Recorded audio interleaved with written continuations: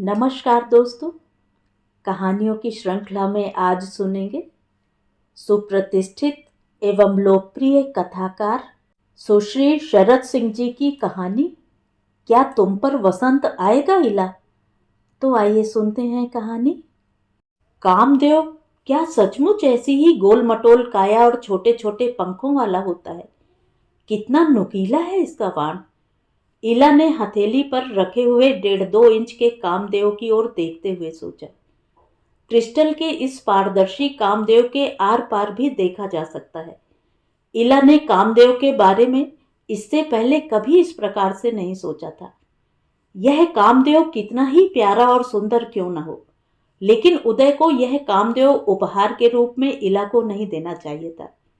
आखिर किसी अविवाहिता को ऐसा उपहार नहीं दिया जाना चाहिए, वह भी किसी सहकर्मी द्वारा। वह इसे वापस कर देगी, इला ने सोचा। इला, मेरी कमीज कहाँ है? जरा देखना तो। भाई की आवाज सुनकर इला हड़बड़ा गई। उसके मन के चोर ने उससे कहा, जल्दी छिपा इस कामदेव को, कहीं भैया ने देख लिया तो। तुम्हारी भाभी जाने कब सीखेगी सामान को सही जगह पर रखना। उफ।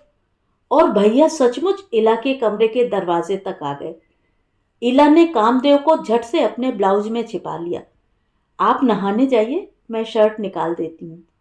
इला उठ खड़ी हुई। यद्यपि कामदेव का नुकीला बाण उसके वक्ष में चुभ रहा था। भैया का हो हल्ला मचाना इला के लिए कोई नई बात नहीं है। विला नागा प्रतिदिन सवेरे से यही चीख पुकार मची रहती है। भाभी लड़कियों के स्कूल में पढ़ाती हैं, उनकी सुबह की शिफ्ट में ड्यूटी रहती है।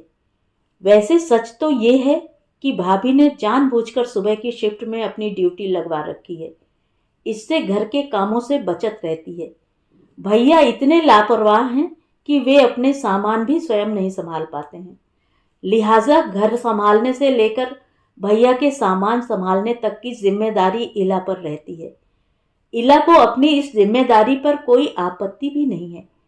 वह अब तक में जान चुकी है कि दुनिया में हर तरह के लोग रहते हैं। भैया और भाभी भी ऐसे ही दो अलग अलग प्रकार के व्यक्तित्व हैं। या रब्बा, तू कैसे सब मैनेज कर लेती है? भैया भाभी की गृहस्थी भी संभालती है और दफ्तर भी समय पर पहुंच जाती है। कमाल करती है तू तो। सबरजीत कौर अक्सर इला से कहा करती है, विशेष रूप से उस दिन जिस दिन सबरजीत कौर को दफ्तर पहुंचने में देर हो जाती है। सबरजीत कौर को अक्सर देर हो जाया करती है। वह अपने पति, बच्चों और सास ससुर के असहयोग कर रोना रोती रहती है। काश तेरे जैसी ननंद मुझे भी मिली होती तो मैं तो उसकी लाख बलाएं लेती। प्रवीणा शर्मा को इला की भाभी से ईर्ष्या होती और वह अपनी इस ईर्ष्या को सहज भाव से इला के आगे व्यक्त भी कर दिया करती। तुझे क्या अपनी गृहस्थी नहीं बसानी है इला? साथ में वे इला से यह भी पूछती रहती, क्या करूंगी अलग से गृहस्थी बसाकर? भैया भाभी की गृहस्थी भी तो मेरी ही गृहस्थी है। इला शांत भाव से उत्तर देती। हाँ, अब इस उम्र में तो यही सोचकर संतोष करना होगा। इला से चिढ़ने वाली कांता सक्सेना मुंह बिचकाकर कहती। कांता सक्सेना की टिप्पणी सुनकर बुरा नहीं लगता इला को। आखिर शराबी पति की व्यथित पत्नी की टिप्पणी का क्या बुरा मानना।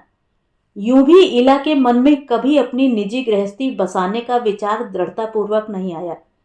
जब वह किसी के विवाह समारोह में जाती तो उसे लगता कि अगर उसकी शादी होती तो वह भी इस दुल्हन की तरह सजाई जाती।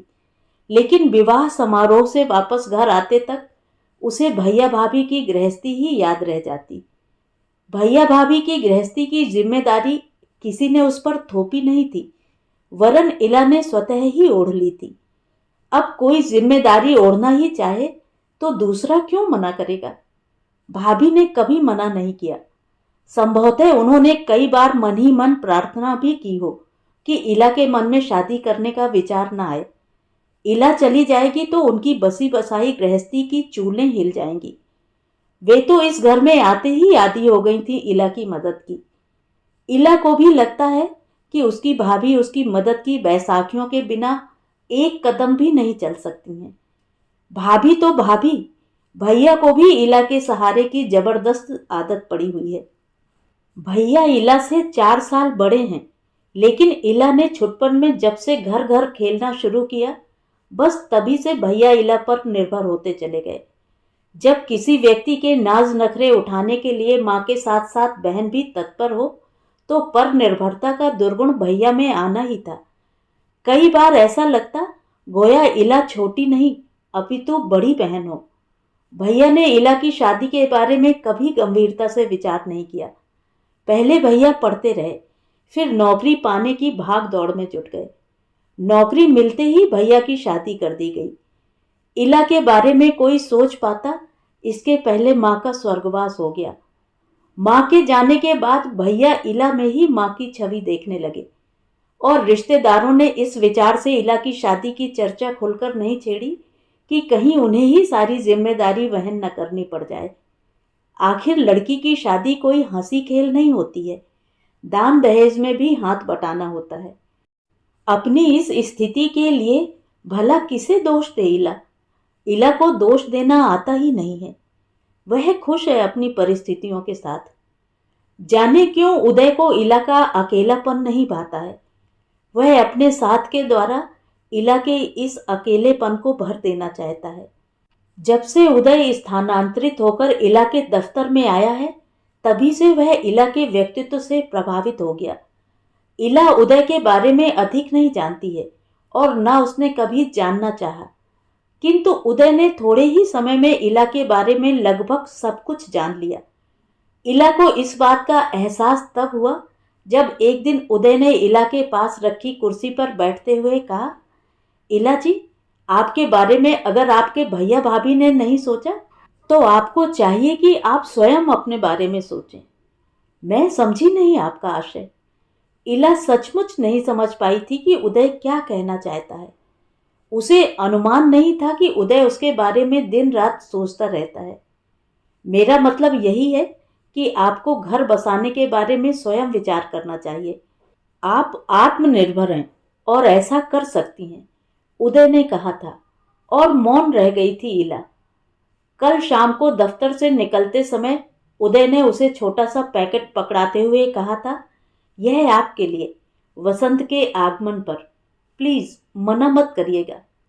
घर आकर इला ने अपने कमरे का दरवाजा बंद करके धड़कते दिल पर काबू पाते हुए उस पैकेट को खोलकर देखा।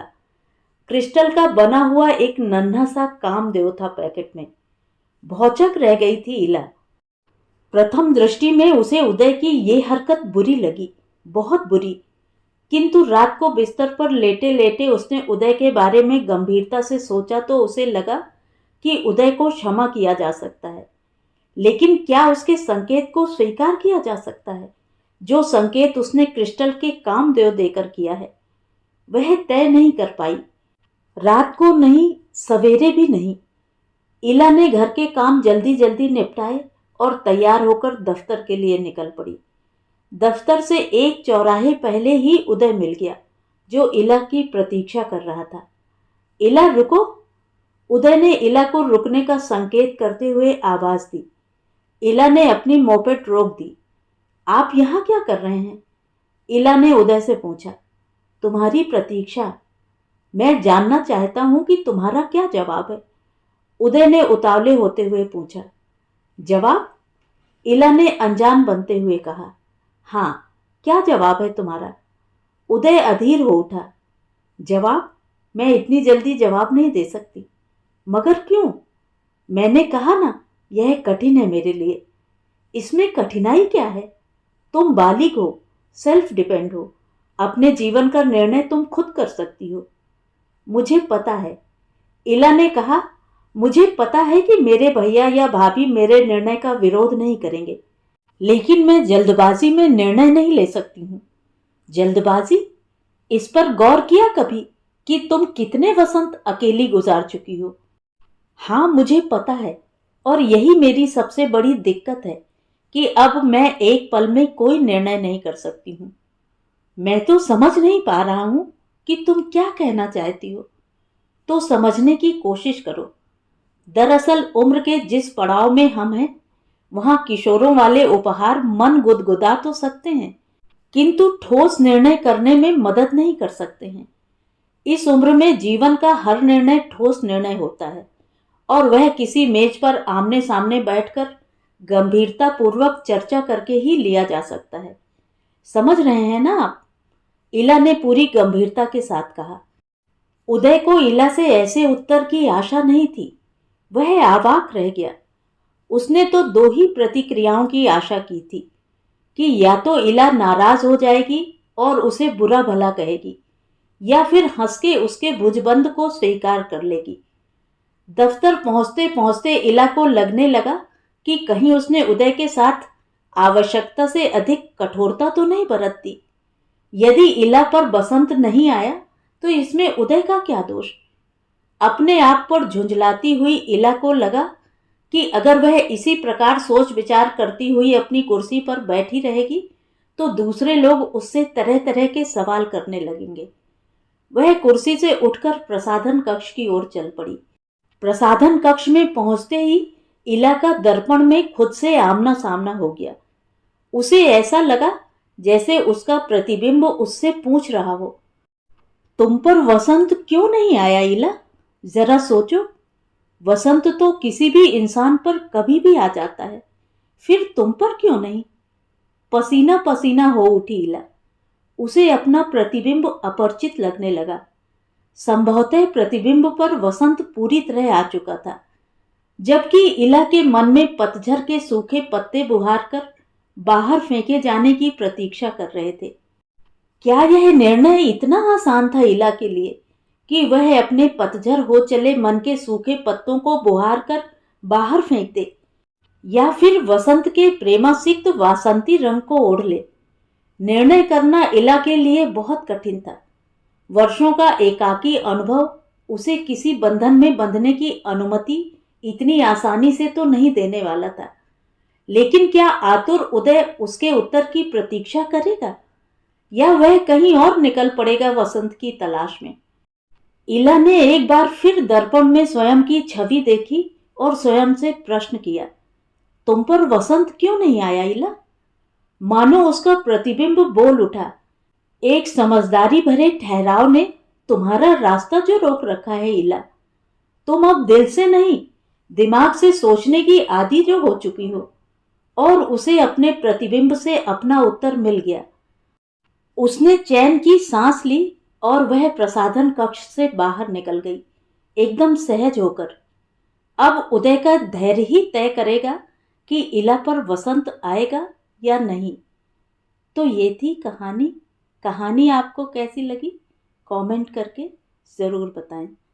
और अगर मेरे द्वारा सुनाई हुई कहानियाँ आपको अच्छी लगती हैं और आप मेरे चैनल पर पहली बार आए हैं तो चैनल को सब्सक्राइब ज़रूर करें, लाइक करें और अपने दोस्तों और परिचितों में शेयर भी करें। बेल आइकन दबाना बिल्कुल भी ना भूलें। धन्यवाद।